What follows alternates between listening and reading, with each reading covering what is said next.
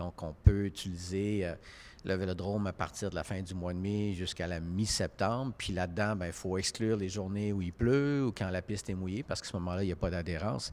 Ce qui fait qu'on avait à peu près 70 jours par année où est-ce que les athlètes pouvaient effectivement rouler sur la piste et seulement à certaines heures de la journée. Donc, pour des athlètes québécois, actuellement, ce que ça signifiait, c'est qu'ils devaient s'exiler, donc devaient aller à l'extérieur. Alors, évidemment, on pense à Hugo Barrette, qui pendant des années s'est entraîné à Los Angeles jusqu'à ce que le vélodrome de Milton, donc qui a été construit dans le cadre des Jeux panaméricains en 2015, permettent aux athlètes finalement de pouvoir s'entraîner au Canada.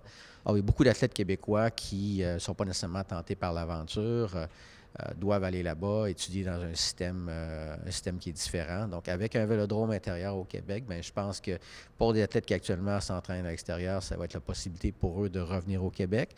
Mais surtout, ça va permettre à un très grand nombre d'athlètes qui pourraient avoir l'intérêt pour la piste de pouvoir vraiment s'adonner à la piste et se développer.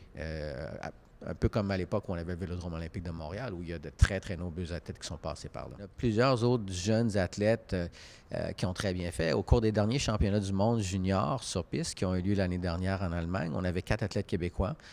Tous des athlètes au niveau des épreuves d'endurance, dont Tristan Justaume qui a remporté une médaille de bronze en poursuite individuelle. Et ça, c'est avec peut-être 30 ou 40 jours d'entraînement sur la piste au maximum. Alors, j'ai l'impression que très rapidement, ces athlètes-là vont pouvoir bénéficier d'une installation qui va leur permettre de se développer. Et moi, je m'attends à ce qu'au bout de...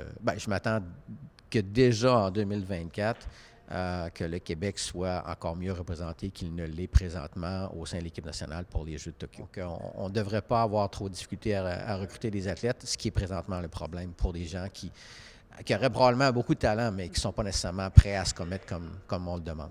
Alors, évidemment, le fait maintenant qu'elle soit députée fédérale, les députés pour la circonscription où est situé le Vélodrome de Bromont, le fait également qu'elle fasse partie du gouvernement, là, même si c'est un gouvernement qui est minoritaire.